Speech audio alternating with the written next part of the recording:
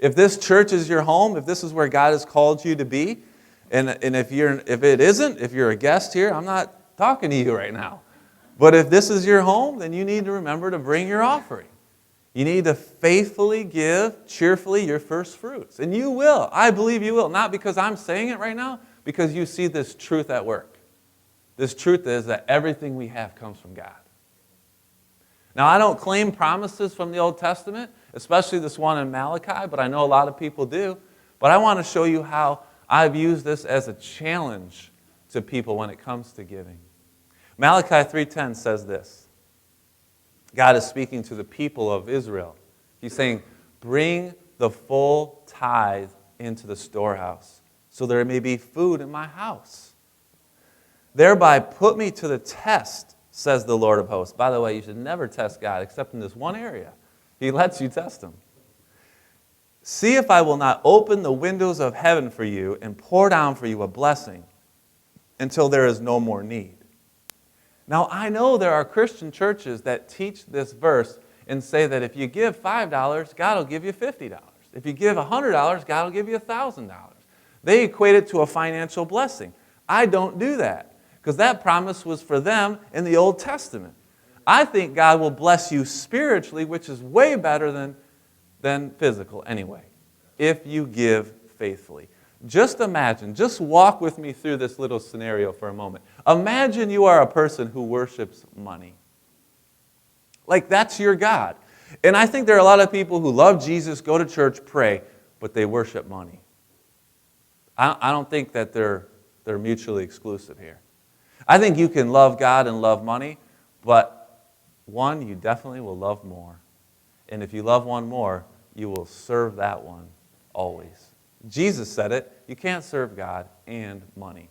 You'll serve one or the other. So just imagine for a moment you serve money. You get your paycheck, which I just did it like you look at it. You don't even do that anymore, do you? It's all deposited directly these days, right? So you got your paycheck, you look at your bank statement, and you look at it and you say, that's my money. Because that's what a person does when they worship money. They say, that's my money.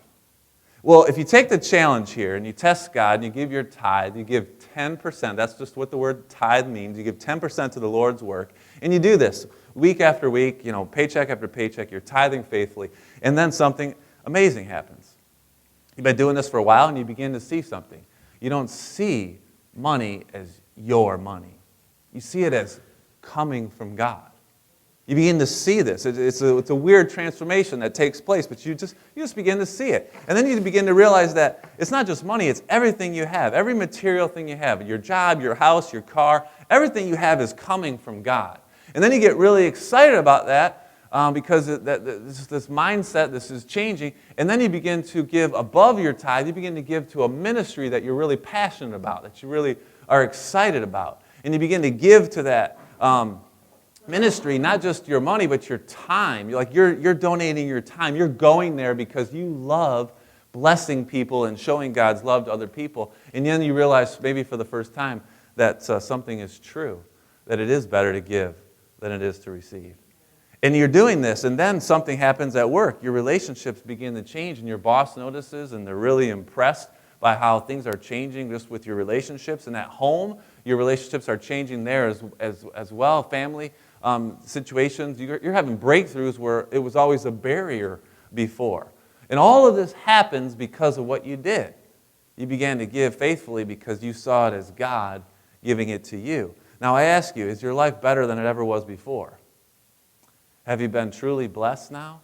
If that's the situation that has happened in your life, and have you been blessed financially? No. You were blessed spiritually. You were blessed spiritually. And you might think that I just made that story up and that story will never happen to you, but I'm telling you it happened to me, and it's happened to a lot of people I know. That when you begin to see everything comes from Him, then you begin to give faithfully, proportionally, cheerfully. And I'm telling you, God is calling you to remember your offering.